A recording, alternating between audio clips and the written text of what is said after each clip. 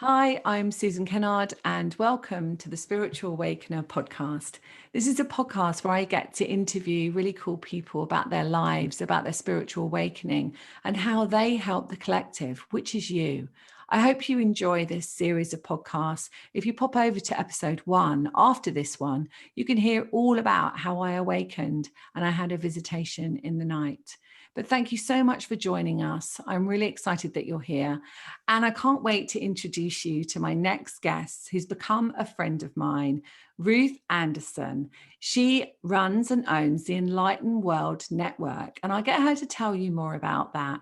But I'm so pleased to have her here on the Spiritual Awakener. Thank you, Ruth. Thanks for coming. It's really lovely to have you. That's my absolute pleasure. Thank you. Yeah, I've been on your show several times now, and that's been really fun. And I know that I'm going to be coming on again, which is really lovely. But it's lovely for you to come on mine. And I really wanted you to come on mine. I wanted you to share your message and to share who you are with my listeners. So tell us about you. Oh, wow. Well, Susan, I have had a lifetime of being connected with spirit, but not having the words to understand it.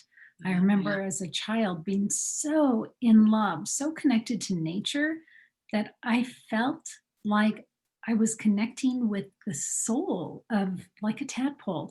I would run down the street and play with tadpoles in the creek, and I just felt this symbiosis, if that's a Yeah, good. symbiotic. I use that word a lot. Yeah. I just felt that connection to each little living thing. And if somebody would come along and, fish out of the lake or whatever, it just tore me up to think that that fish was not going to be alive. And I didn't understand that. And over the years, I got involved with our church and felt a great connection there, but it wasn't a religious connection. It was a spiritual connection. Mm-hmm. And I would get intuitive messages and didn't understand it, didn't have a construct for it to make any sense to me. And I ended up having a series of holy cow, what was that moment in my later adult life. And I finally had to really stop and pay attention and say, okay, I know I'm getting information. I know when I work with folks in my day job, Yeah. I'm using that information. What was your day job? I was a school district administrator for. Wow. Yeah. So you were working in service, but in a different way. And I would be talking to someone on the phone, whether it was a school principal or a teacher, and I would be sharing with them what I was hearing, but I would never say. Yeah. I would never say where I was hearing it from, nor did I understand where I was hearing it from.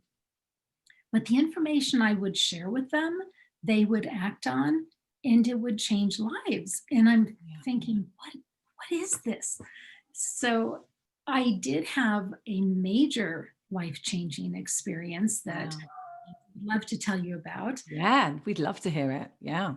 I used to teach with a beautiful woman named Sylvia, and she and I were dear friends for 20 some years. And every year I moved away from her. And every year she would come out and cook with me for Thanksgiving. And we would cook for, 25, 28 people. And it was a deal, right? Yeah. That sounds quite big. Yeah. And one year, it was about 7 years ago, she said, I can't come out because her brother was dying and she needed to be close to home, which crushed me, but I absolutely understood. Thanksgiving morning, I woke up and I had had the worst dream ever, and I couldn't shake it. The dream was that her sister in law called me and said that Sylvia was in the hospital and wouldn't be coming out. And I kept trying to call Sylvia during Thanksgiving Day, and I knew she would be at her mother in law's and I wouldn't be able to contact her. The next morning, her sister in law called me and told me that Sylvia had had a stroke at the Thanksgiving table. Wow. And she was in the hospital. So I flew to California, and over the next 4 months, I flew out, I think, 14 times to spend time with her over the next 4 months, she died of stomach cancer. And we had no idea Wow. that she had anything wrong with her. Yeah. Mm-hmm. But I kept getting messages about have them check for pneumonia or have them check for this. And I would call her sister and say, I know this sounds crazy, but could you just check whatever? And everything I was showing was happening. Yeah. And I had to understand that. Yeah. And I was with her the night she passed. The next morning, I'm driving across the freeways of Los Angeles. And I hate driving across the freeways of Los Angeles. And I'm crying. I know those a little bit, Ruth, actually, because of visiting out in LA, my assistant, and I remember driving and they've got so many lanes. Like we don't have that in the UK. We only have 3 at the most. And that was a lot of lanes. Yeah. Yeah. So I know what you're saying. Yeah. Mm-hmm. So I'm mustering my courage anyway, having just been with Sylvia as she passed away. And I'm sobbing and sobbing and sobbing. It's a miracle I can even drive without killing somebody else. And I heard something in the back seat. And I thought, okay, I think There's someone in the back seat, right? Yeah. Yeah. and I think I'm probably going to die, but what am I supposed to do? Like, do I pull over? Do I try to find a police station? What do I do? So did you think that there was physically someone there? Yeah. Wow. There was a Yeah. in the back seat. And I got the courage to look in the rearview mirror. Yeah. Mm-hmm. And I saw Sylvia, who had just passed, and her husband, who had passed 3 years before, sitting in the back seat. And he looked so happy. And she looked so exhausted. And I started laughing. So I'm like laugh crying at the same time. I thought, they're never leaving me. Yeah. And that was the big aha. There is so much here I don't understand. Yeah. So what a beautiful awakening moment. You know, to actually have that and actually think, oh, there's a physical being actually in my car. It was so strong. And yet they weren't physical. They were spiritual beings. Absolutely spiritual. Yeah. Beings. And they didn't look like the physical. I mean, looks like them, but like sort of see-through kind of, you know. It's like a mind's eye thing. I know when I teach mediumship and so on, it's like you could see an orange in your mind, but you're not actually seeing a physical orange. So that's how it is, isn't it? When spirit gets shown to us, that's, yeah. It's like they're there, but they're not there. Right. So then I thought, okay, I have to figure this out because this is really impacting me now. So I spent 2 years looking for a teacher I could trust. And I finally found it. And then taking several years of classes with someone out here in Colorado. And it has been incredibly life-changing. Yeah. I think it is really important to find a good channel or teacher. When I went on my journey, which I resisted for a long time, I was very blessed that I had many amazing teachers. And those amazing teachers gave me a bit of everything to bring to the table that I teach now. So I feel very honored and blessed. And that doesn't really happen now. We don't have that many teachers that we have that experience with. But I felt, I mean, mine was 25, nearly 30 years ago. And it was at the time when we used to dip in and out of the College of Psychic Studies. So we had lots of different teachers. Each term we could choose a different teacher. But I think it is really important. And I think picking up on that, if people are listening to this and they're thinking of finding someone to help them, to mentor them, then find someone that really resonates with you, that you really trust. As you said, it took a couple of years to find the right person. Find someone that really resonates with you, but find someone who's really professional as well. Yeah, I always find that. I think it's really good because it helps you, doesn't it, to really hone your skills and your gifts and your abilities to help others in a clear way. Yeah. Absolutely. You know, what was really important to me, because I had spent so much time in the church, it was really important to me to find someone who could honor Yes. the time that I had spent in the church. And Yes, absolutely. it had to be somebody who was comfortable with the Christ consciousness. Mm-hmm. Yeah. And because of those experiences, I have met so many archangels and Divine Mother and quantum. Beautiful. Just such a beautiful pairing of spirituality with the religious energies, without the religious doctrine. Yeah, without that aspect of religion, which is control and, trying to get people to believe a certain thing, it's actually that inner part, isn't it? I was having a conversation with somebody yesterday about the Catholic religion, and she was actually a sister, nun and sister. And what's beautiful about that religion, so the angelic presence and the Jeshua or Jesus presence and the Christ consciousness, and that is really beautiful and that's pure. And it's only, isn't it, when religion becomes a control, or, the guilt that goes with it, or the shame that goes with it sometimes, that's when it changes the energy of it, I think, with religion. When we put those man-made constructs on top of it just gets messed up. The shoulds, and you shouldn't do this, and a good Christian person shouldn't do that. And actually we're all this incredible being of light, aren't we, having a human expression or experience this time.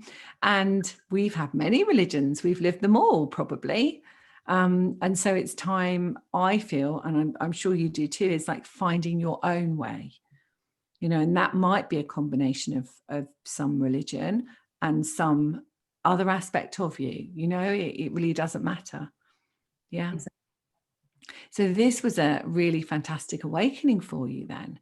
So then you found this teacher, and then what happened after that? How did you step into, I know it's fast tracking, but how did you step into what you do now? Yeah. So I remember I wanted so badly to understand angels. I was raised Methodist. They don't really do angels, and not that they don't, but they don't really embrace it. Yeah. And I wanted to really understand it, and all I had seen was the cards and the pictures of the voluptuous vixens and the cleavage, and I thought, I'm out. I can't do that. Yeah. And I remember one of the days I went to class, and I said, I guess there's no such thing as an angel. There's no such thing. Wrong thing to ask for, right? You just get all the evidence. Yeah. And we went into meditation. We did our class, went into meditation, and I started seeing this thing in my meditation. And it was whitish gray, and it had little ridges in it. And I backed up, in my meditative state, I backed up, and it was an angel wing. And I said, okay, I guess there is such a thing as angels. And I said, who is this? And I heard Archangel Michael. Wow. And that flipped my world upside down. And I'm getting goosebumps even saying it. And every day, literally every day since then, I sit and I work with Archangel Michael. Well, I can see that energy behind you. So yeah, as soon as you mentioned the name, it was like chung, straight in. Yeah, that's what they do, don't they? The kind of relationship that you build. Right. And Enlightened World Network, and Enlightened World is 100% Archangel Michael's ideas.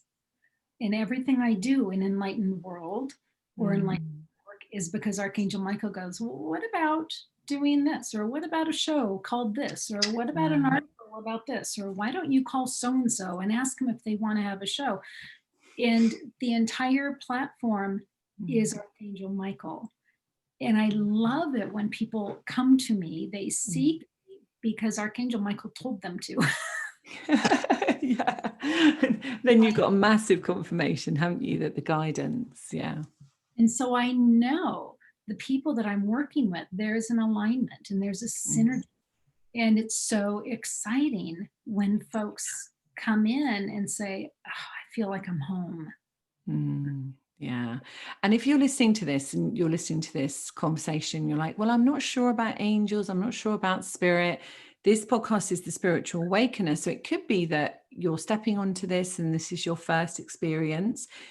Just have an open heart and an open mind, because I know definitely I never thought I'd ever see an angel. And it was many, many years ago that I happened to be doing some readings, and I never thought about angels or anything. And I sat there and all of a sudden I saw an absolutely incredible, huge Yeah. angel. You might be able to tell me more about this actually, Ruth, but it was so incredibly huge. And I'd never experienced seeing a being. I saw spirit, I was a medium, I worked with my guides, but I'd never seen this presence of angelic energy that was so big. I mean, it was towering. And that would that be an archangel that I saw? It Would it? could Yeah. be, not Yeah. necessarily. Pardon? So it could be, but not necessarily. When Okay. I need to meet a new angel, they Yeah. appear larger than life. Okay. It's like, look at me, notice me, pay attention to me. I couldn't not notice this Oh, angel. yeah. And Yeah, I I couldn't not notice it. Yeah. always check in with Archangel Michael. And Mm. I always say, do you want me to pay attention to this? Yeah. And every time I've gotten a yes. So Yeah. I do. But once I know who they are, I ask for a name because Yeah. I Mm-hmm. know You like to know the names. Yeah. into the energy. And once I've made that connection, then they get to normal size. But it's that Mm. introduction that is so big. So this one was obviously introducing themselves. I mean, this was a long time ago, but this one was obviously introducing themselves to me. So if you've had this experience and you've felt an angelic presence, then you know this is an awakening for you, that these angels are very much around you. And have you heard of the Rahani celestial angels, Ruth? I don't know that name. So they're pink celestial angels. And I trained in Rahani a long time ago, actually. And that was when I really started to feel that sense of angelic presence around me. And I have Clarissa, who is my Rahani angel that works with me. And she comes in when we do lots of healing work. And, you know, I think more and more people are going to be, and this is the sense I'm getting as I'm talking to you, more and more people are going to be calling in on their angelic help and presence. And so is there something that you could, because you work with the angels much more than I do, so is there something you can help people with that, so how they can actually bring their angels in, you know, to work with them? Because this world is an interesting time at the moment. Yes, it's fascinating. It is You know, fascinating. we're recording this on the 14th of January 2021, but if you're listening to this later on, then we are going through an incredible awakening. Yeah. Right. Yeah. Every day compared to yesterday is an Yeah. incredible. We're not the same person we were yesterday. No.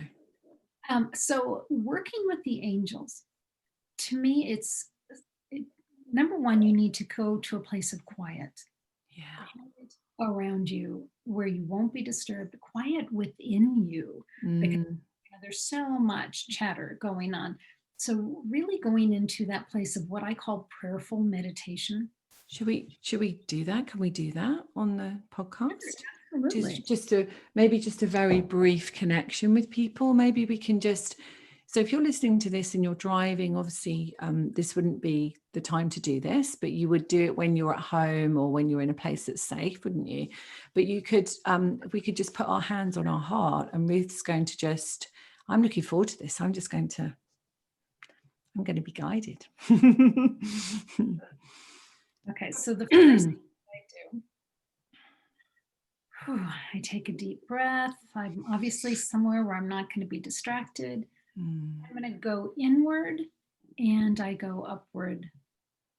So just take a couple of cleansing breaths, nice and slow. And you actually want to slow down your breathing.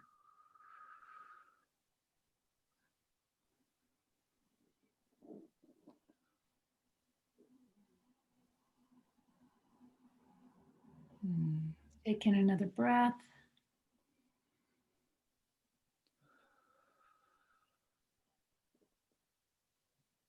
and release it. If you find any thoughts coming to your head, coming into your brain, you can either choose to look at them and ask, should I be paying attention to this? Because the angels will bring you ideas, will bring you thoughts of somebody that maybe you should think about or bring in prayer.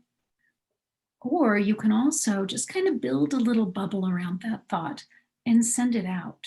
Send it out to the universe. If it's a thought that you're supposed to remember, it'll come back to you later, but you don't need to focus on it now. So you want to just be open, respectful, loving. I always bring in God, because the God presence to me, I know it's like my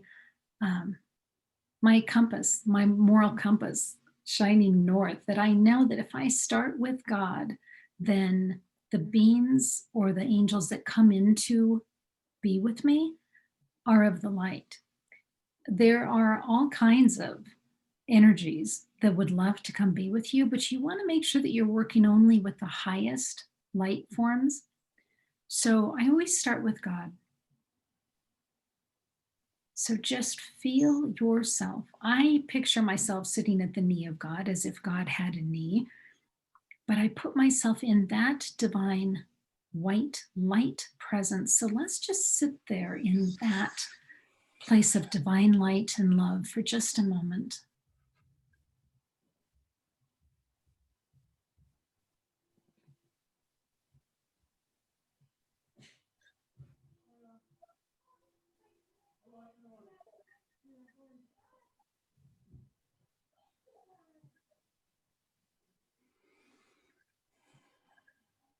We don't want to rush our time with the angels, because we can't demand that they talk to us. We can't demand that they be with us, but we respectfully and politely ask them to be with us.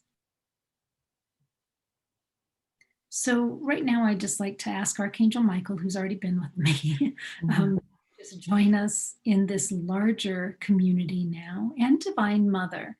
Now, some people see Divine Mother as the Mother of Christ. Some see her as the Divine Feminine. Some see her as Mother Nature. So let's just ask in Divine Mother.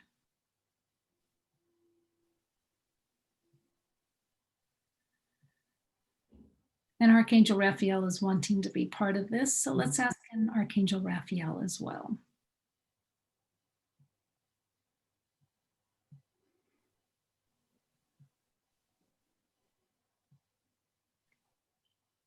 I have the utmost privilege of working with 500,000 earth angels. And I'm going to ask them to come in, and I can just feel the energy. Susan, I don't know if you can feel it, but it feels like when you're in a huge stadium and people start stamping their feet. And that's how I can feel a collection of angels around me. Oh. And they were present, and then I could feel when I said, I'm inviting you in to my space, then I felt them really around my shoulders, and really very loving presence around me. Right. And I can see them. Yeah. Now, these earth angels are available to all of us to work with. They come in, they look like males, but they're not all male energy. So, and these earth angels, I've been told, have all been on earth before. They have all walked on earth as a person. And then when they have passed, they've worked their way up to this opportunity to be able to support us here in the physical realm. They all have names, they all have personalities, and you can just request that they're in. But you would always start from a place of high divine light, whether it's God, Archangel Michael, Archangel Raphael, Divine Mother. You always start there.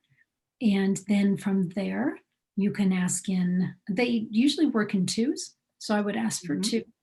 See if you can get names, see if you can get a feel for who they are. and what they do. When you're comfortable with that, you can even get a feel for who they were in life. So I can see two youngish males in very old-fashioned clothes with flat caps, and workers kind of on the land. That's what I get a sense of. Very old clothes, very rough, material. And I mean, I can hear the names Jake and Jack, but I think they were brothers, actually. I can see them stepping in here. it's fascinating. And what you can find is you get more and more comfortable with them. As you work on projects, you figure out which angels you can work with. Beautiful. Project. So I do I actually do all the graphics for Enlightened World Network. And when I'm struggling with something, I'll ask in the Earth Angels and say, okay, what should I be looking for? And I'll even be with a couple pictures. Should I choose this one? Yes or no? Should I choose this one? Yes or no? I get a lot of help. And this is a really good point, I think. So if you're feeling that, just know that your angels are with you as we're talking now and continuing. If you feel that you haven't asked, then it might be time to ask. And this would be a great time, wouldn't it, Ruth, for people to really trust that they're never doing this on their own. This is a time when perhaps we might feel that there's a separation, we're not able to see our family or friends or, who we need to be with, but actually to know that we're never on our own and that we always have this beautiful energy around us supporting us. But what they love is for us to ask, don't they? They love us to ask for help, because that's their job. It is their job. It's their job. Their job. Yeah. And they can be in so many places at once. Divine Mother can be and with you and your viewers all at the same time. Exactly. Yeah, exactly. And I think, and that leads me to say that, even if you're feeling unwell or, there's something going on in your physical body or in your mind, then you can ask for healing energy from these angels and your guides and, whoever else is around you. But as Ruth said, and it's a really, really important point, is to always say from the highest perspective. I'm asking from God, if you choose to do that, or from the highest perspective of unconditional love, to bring in for you that support and that help. Right. And while we're isolated from those that we love, you can ask for angels to be with the ones that you love. Yeah. You don't have to feel alone either. Yeah, that's a really good point, actually, because we can send them wherever we feel. We just have to direct our thought to that person or hold them in our mind, don't we? Yeah, hold them in our space. Yeah. So Ruth, the kind of people, and obviously I know the Enlightened world really well, but perhaps people listening to this don't. So how can they find you to be able to perhaps join in on the meditations? That was a beautiful one that we just did very briefly there, but I know that you have many people. I do some with you as well, and we all have different ways of doing our work and our meditations. So how can they find you to come and find examples of it? Enlightened World Network provides a guided live meditation every day. And you can find them, and Susan has done several of them. You can find them on Facebook at Enlightened World Network or YouTube at Enlightened World Network. And our website is www.enlightenedworld.online. And you can find them all there. But we do so many other shows as well. Tell us about your other shows. Great shows. Terry Angel does an awful lot of shows with us on Enlightened World Network. She talks to angels as well. She's got a weekly book club where folks right now, they're going through the Course of Miracles Experiment by Pam Grout. I'm blocking on that. But Enlightened World Network is all about spiritual transformation. For the viewers and for the folks doing the programs. We are all learning every day. Yeah. And we are a really safe community for folks to come in and get to know each other. We've got some amazing hosts, Mark Bianchi, Robert Painley, Diana Beiersdorfer has been with us doing a great deal of stuff. Michelle Landers, Gerald and Heather Dale. We've got awesome folks, really heart-centered folks that are on spiritual experiences of learning and growth. And we're just here to do that with you in a safe place.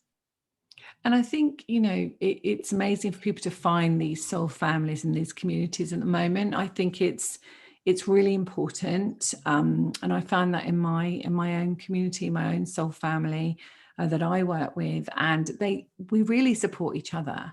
And I think more than ever, something like your network is really important for people so that they can tap in every single day and have, whatever you're feeling, whatever time of the day, whatever time. I know you run it throughout all the hours, don't you? I'm here in the UK, but it's all over the world, isn't it? People come from all over the world to listen to you and to listen to the speakers and the people doing the meditations.